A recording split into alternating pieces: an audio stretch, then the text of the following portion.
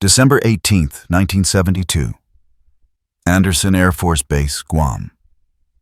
The night air trembles with jet noise and kerosene heat.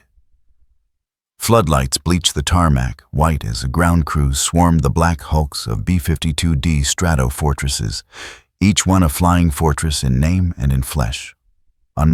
85 feet of wing, a belly swollen with bombs. Major Bill Stockdale, 28th Bomb Wing, wipes the sweat off his neck even though the hour is past midnight. "We're not just bombing a city," he mutters to his co-pilot. "We're shaking history's teeth." They've been briefed 3 times, cross-checked the routes twice more.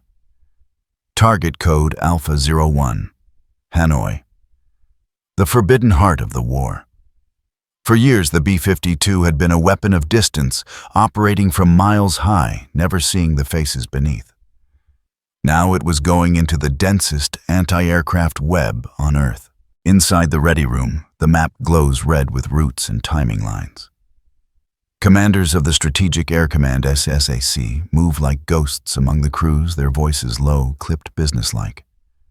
You'll have F-4s out of U-Bahn for MiG-cover, EB-66s for jamming wild weasels, taking out the radars. Follow the nav. Don't deviate.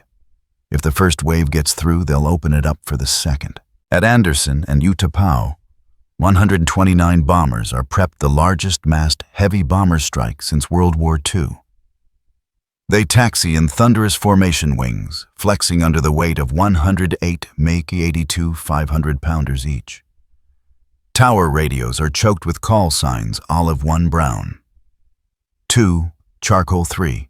Engines roar, the ground shudders.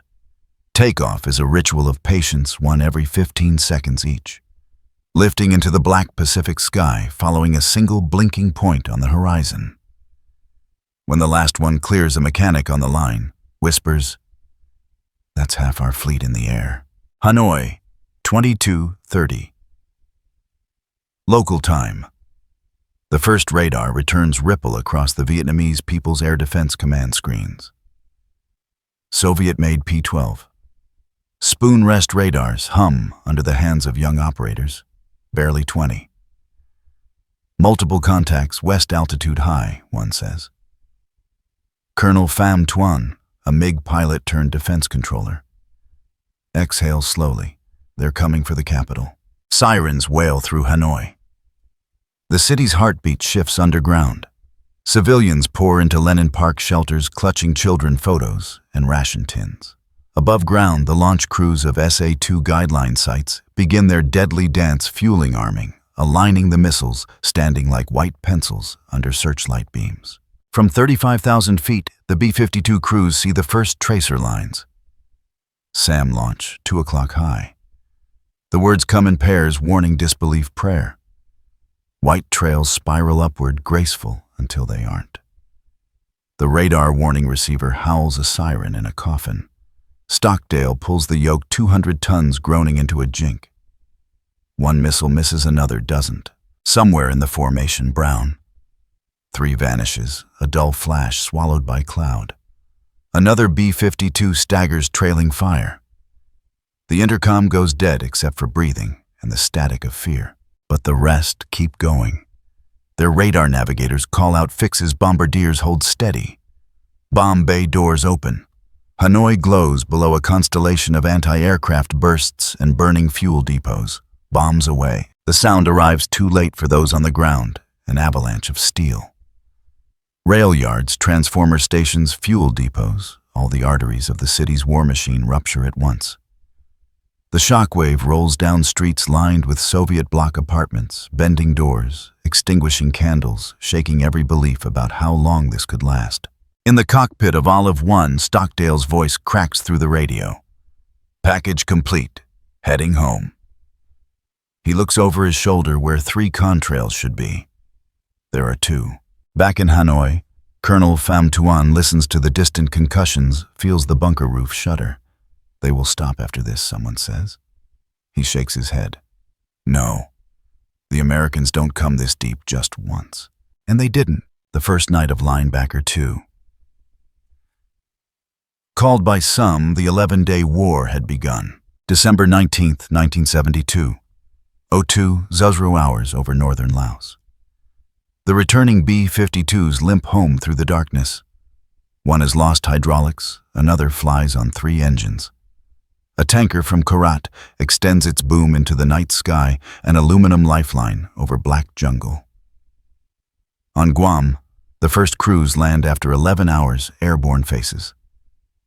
Hollow uniforms smelling of sweat oil and fear. A sergeant helps one pilot down the ladder. "You okay, sir?" The man stares at the runway lights as if they're still flak bursts. "Yeah," he says. "We'll be back up in 12. By dawn, the damage reports arrive. 3 B-52s lost, 2 crews rescued, 1 confirmed dead. SAC's analysts grimly overlay new tracks on the target map. General John C. Meyer, head of SAC, listens in silence before saying, "Only, we will adjust the routes. We will not adjust the mission." Hanoi, meanwhile, is a city of ash and astonishment. Residents emerge from shelters blinking at a skyline scored by smoke. Rubble fills the Cam Thien district where hundreds lie buried. Yet through the haze, anti-aircraft gunners reload. Missile crews reset their launchers. A Soviet advisor, Colonel Yuri Yevchenko, notes in his diary, "They fight with iron discipline. They also know now that the enemy bleeds." At 1900 hours, the second wave forms up over Thailand.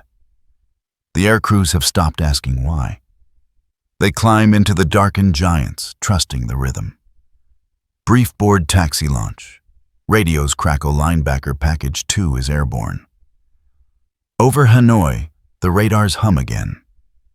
"The sky is full of ghosts," says one Vietnamese operator. This time the SAM sights are ready. The B-52s enter a wall of flame.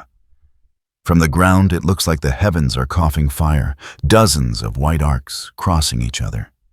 Detonations blooming like slow lightning. One missile detonates so close that fragments punch holes the size of coins through a Stratofortress's fuselage. Captain Ed White, tail gunner on Romeo 5, sees 3 missiles rising from below and calls out calmly, "Brake left. Brake left, hard." The pilot hauls the yoke, but the second missile explodes directly beneath them. The tail separates. White and 1 other crewman eject into the burning night. The others are gone before the parachutes open. Down below, searchlights rake the sky like swords. Hanoi's defenses fire over 200 missiles that night, so many that even Soviet technicians warn of radar interference. Yet despite the maelstrom, the bombers keep coming. The industrial quarter by Yen Vien burns again. The Gia Lam airfield, already cratered, is hit once more. A North Vietnamese officer watching from a trench mutters, "They don't fear death, they've made peace with it." For the Americans, fear has become a tool folded neatly beside their flight plans. Every surviving crew knows they are writing an equation in blood. Each night they return, the enemy's will erodes faster than their own. By December 20th, Hanoi's air defenses are straining. Missile fuel is short. Radar parts are failing from overuse. Yet propaganda broadcasts still fill the air. "The capital is unbowed," Radio Hanoi declares. "The enemy will be crushed beneath the spirit of the Vietnamese people." In the Sanh war room, a teletype spits out a fresh order. "Continue linebacker 2. Intensify targets. Priority Hanoi rail yards, Haiphong docks." The men on Guam look at the chart, then at the empty chairs of crews who won't be back for breakfast. Someone mutters, "We're not fighting the Vietnamese anymore, we're fighting time." On December 21st, it rains metal.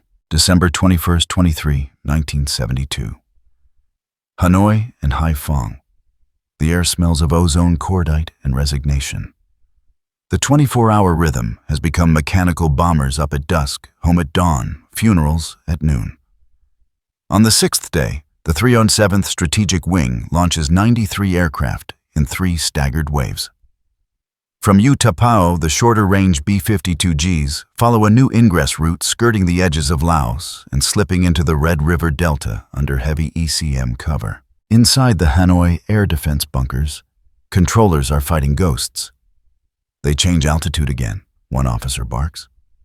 Too high for optical track radar screens flicker, jamming so intense that even Soviet advisors curse. By the time a single SAM lock stabilizes, the bombers have already dropped their loads and turned. Still the toll mounts. 11 B-52s lost in 5 days.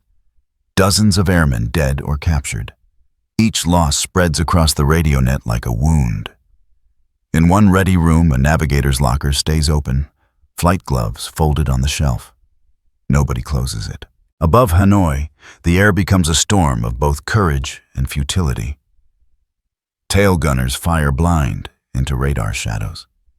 F-4 escorts weave through tracers, dropping flares that burn like false suns. In one engagement, Captain Harold Johnson, F-4 Phantom pilot, dives through a wall of AAA to chase a MiG-21. Splash one he, radio's voice flat, almost weary. He knows there will be another. Haiphong, the port city, 60 miles east, takes its punishment next. Oil storage tanks erupt into pillars of smoke visible from the Gulf of Tonkin. Naval shipyards vanish under waves of high explosives. The harbor, once a lifeline for Soviet supplies, becomes a graveyard of twisted cranes and half-sunk freighters. By Christmas Eve, the bombing pauses for 24 hours, Washington's gesture to optics more than mercy. The crews eat turkey out of mess trays, write home smoke in silence. A chaplain reads from the Gospel of Luke beneath the hangar lights. On earth, peace, he says. A tail gunner mutters, not here. When the offensive resumes on December 26th, it is no longer hesitation, but inevitability. 120 bombers launch the heaviest strike of the campaign. Hanoi's sky turns white with contrails and orange with explosions.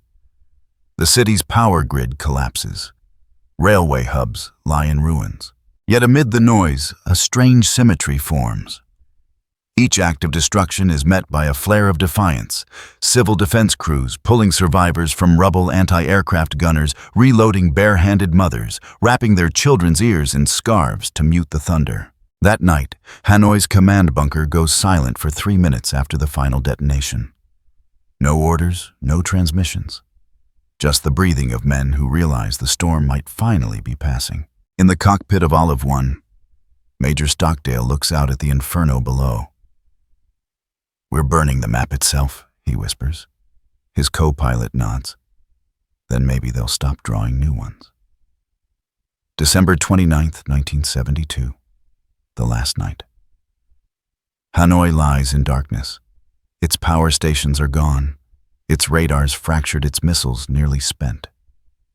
The final B-52 wave crosses into the north without resistance. Below the city is quiet, too quiet. Bomb doors open, payloads fall, and the echoes roll out over a landscape that no longer answers back. When the last bomber clears the coast, the radio crackles. Linebacker 2 complete. Return to base. The crews fly home through dawn light that feels unreal, pink and gentle against the edges of their exhaustion. On January 15th, President Richard Nixon halts all bombing above the 20th parallel. By the end of the month, the Paris Peace Accords are signed. For America, the war's ending has finally begun. But for those who flew, it's not over. At Anderson, the survivors gather around a bulletin board papered with photos of missing crews. Someone has taped a single line beneath it. They kept coming. Historians will later count the numbers: 729 B-52 sorties, 15 lost, 34 airmen killed, 33 captured, 26 missing. The figures, cold as they are, cannot capture the rhythm of those nights, the rising whine of jet turbines, the crackle of SAM locks, the heartbeat that synced with the bomb bay doors opening over a city half a world away. For Hanoi, the scars become part of its architecture. In the Cam Thien neighborhood, a mangled bicycle is left embedded in concrete as a monument. Children grow up tracing shrapnel scars on walls like constellations. Colonel Pham Tuan, now decorated, will become the first Vietnamese in space, but he never forgets the nights when the sky fell in pieces. Years later, when journalists ask survivors what it felt like, one B-52 navigator says simply, "It was like dropping the sun and watching it rise again every 15 minutes. For the pilots, there is no celebration, only the understanding that persistence became its own strategy. Linebacker 2 was not about victory, it was about endurance. The blunt force of will turned into sound and fire. And for Hanoi, it was proof of something equally enduring, that a city can burn for 11 nights and still find the strength to wake up on the 12th. The bombers go silent. The sirens fade. The jungle swallows the craters. But somewhere in the memory of both nations, the thunder keeps echoing, reminding everyone who heard it that in December 1972, the B-52s kept coming night after night,